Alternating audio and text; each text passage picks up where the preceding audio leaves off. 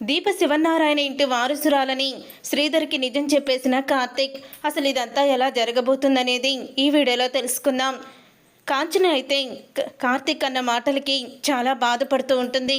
అప్పుడే ఇక వెంటనే శ్రీధర్కి ఫోన్ చేసి ఇంటికైతే రమ్మంటుంది. అప్పుడే శ్రీధర్ అయితే వస్తాడు. ఏంటి కాంచన, అర్జెంటుగా ఎందుకు రమ్మన్నావు అని అంటూ ఉంటే, నా కొడుకు చేత అసలు నేను ఒప్పుకోవడం లేదని వాడి చేత చెప్పిస్తున్నారా?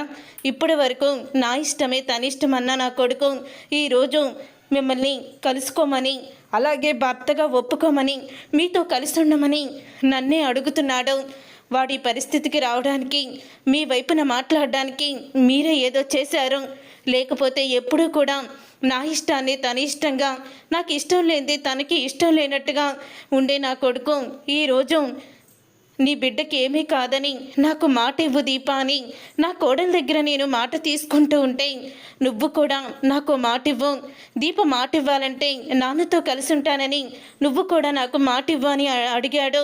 అంటే దానికి అర్థం ఏంటి? మీరు వాణ్ణి అలా బ్లాక్మెయిల్ ఏమైనా చేస్తున్నారా అని అడుగుతూ ఉంటే, ఏంటి కాంచన, అసలు ఎలా మాట్లాడుతున్నావు నువ్వు? కార్తీక్ నిన్ను అడగడానికి నాకు ఏంటి సంబంధం?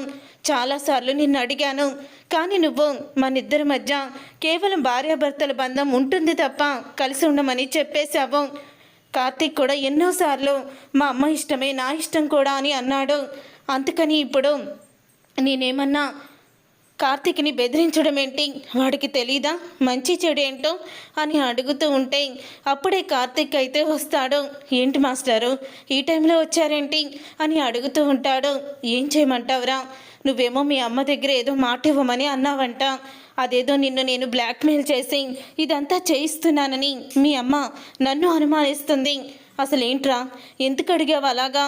దీప తన కడుపులో ఉన్న బిడ్డని సేఫ్గా ఉంచుతానని మాట ఇచ్చే ముందు మా నాన్నతో కలిసి ఉంటానని మాట ఇవ్వని మీ అమ్మ దగ్గర ఎందుకన్నావు అని అడుగుతూ ఉంటే, మాస్టారు ముందు పదండి బయటికి వెళ్ళి మాట్లాడుకుందాం అని అంటూ ఉంటాడు.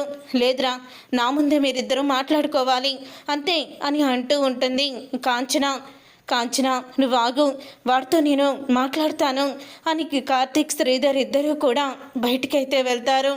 అలా బయటికి వెళ్ళిన తరువాత, ఏమైందిరా నీకు? ఎప్పుడు కూడా మీ అమ్మ ఇష్టానికి వ్యతిరేకంగా ప్రవర్తించేవాడివి కాదు, అలాంటిది ఈరోజు నువ్వు ఇలా అడిగావంటే నాకేదో అనుమానంగానే ఉంది. ఎందుకు ఇలా చేశావు అని అంటూ ఉంటే, అప్పుడే ఇక కార్తీక్ అయితే శ్రీధర్ని పట్టుకొని ఏడ్చేస్తూ ఉంటాడు. శ్రీధర్ని పట్టుకొని ఏడుస్తున్న కార్తీక్ని చూసి, రే కార్తీక్, ఏంట్రా ఎందుకు ఏడుస్తున్నావు? నిన్ను చూస్తుంటే నాకు భయంగా ఉంది, చెప్పరా ఎందుకు ఏడుస్తున్నావు అని అడుగుతూ ఉంటాడు.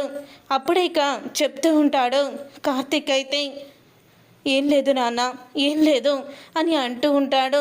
నాన్న అని పిలిచేసరికి ఇక ఒక్కసారి షాక్ అయిపోతూ, శ్రీధర్ అయితే ఏమని పిలిచావు అని అడుగుతూ ఉంటాడు. నాన్న అని అనగానే, రే నాన్న అని అలా పిలిచావేంట్రా?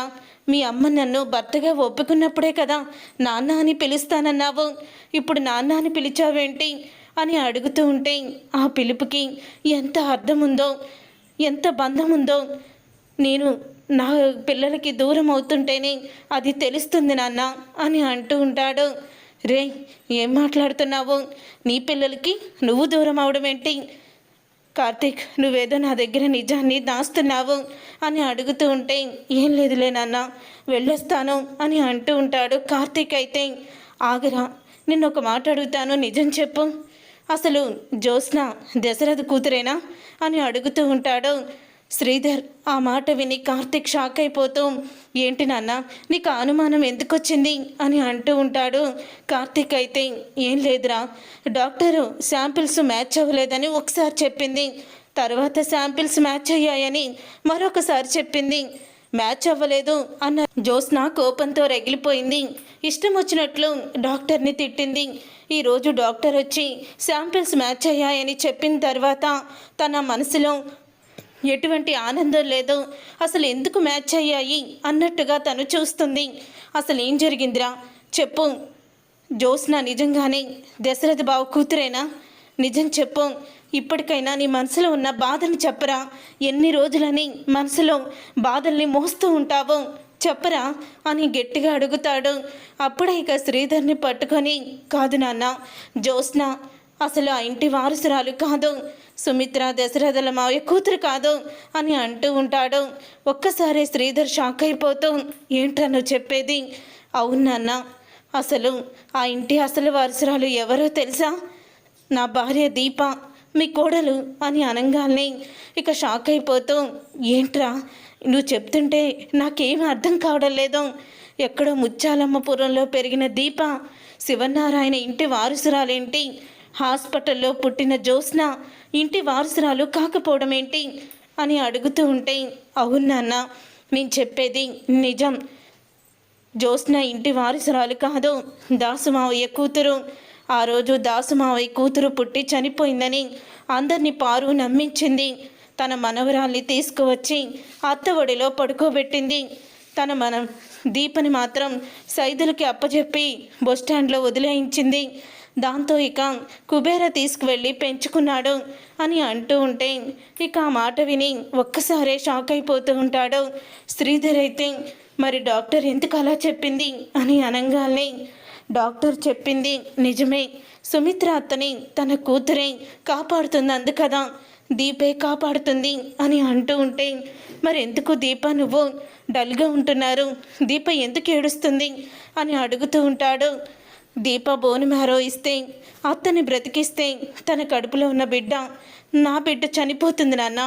బోను మ్యారో ఇచ్చిన వ్యక్తికి ప్రెగ్నెంట్ అయితే వాళ్ళు మాత్రం అబార్షన్ అవుతుందని ఆపరేషన్ జరిగేటప్పుడు డాక్టర్ చెప్పేసింది. తన తల్లిని కాపాడమని, దీప తన బిడ్డని త్యాగం చేస్తుందని నిజాన్ని బయట పెడతాడు. అది విని శ్రీధర్ షాక్ అయిపోతూ, ఏంట్రని చెప్పేది? అవునాన్న, అత్తని కాపాడాలంటే దీప తన బిడ్డకి దూరం అవ్వాలి, అంతకు మించి వేరే మార్గం లేదు అని చాలా బాధపడుతూ ఏడుస్తూ ఉంటాడు. తెలిసిన దగ్గర నుంచి దీప నేను కుమిలిపోతూనే ఉన్నాం. ఈ విషయం ఎవరికి చెప్పాలో తెలియక మాలో మేమే సతమతమైపోతున్నాం. ఈలోగా డాక్టర్ మ్యాచ్ అయ్యాయని తెలిసి చెప్పేసరికి జ్యోత్స్న నేను అసలు ఎవ్వరి కూతుర్నని తనలో తానే నలిగిపోతుంది నాన్న. అందుకే తన ముఖంలో నవ్వు లేదు, కోపము లేదు, టెన్షన్ తప్ప అని అంటూ ఉంటాడు. కార్తీక్ అయితే, ఆ భగవంతుడు మా బిడ్డని మాకు దక్కనివ్వడం లేదు. అమ్మ బిడ్డ మీద చాలా ఆశలు పెట్టుకుంది, అందుకని దీపని మాట ఇవ్వమని అడిగినప్పుడు తను చెయ్యలేని పనిని నేను అడిగాను, నీకు దగ్గర అవ్వమని, నీతోనే ఉండమని అడిగాను అని కార్తీక్ అంటాడు. అప్పుడే ఇక శ్రీధర్ కూడా చాలా బాధపడుతూ ఇక చాలా ఏడుస్తూ ఉంటాడు. చూసారుగా ఫ్రెండ్స్, రాబోయే కథలో ఖచ్చితంగా ఇలాగే జరగబోతుంది. మరి ఇప్పుడు శ్రీధర్ జ్యోత్స్నకి ఏమన్నా షాక్ ఇస్తాడా?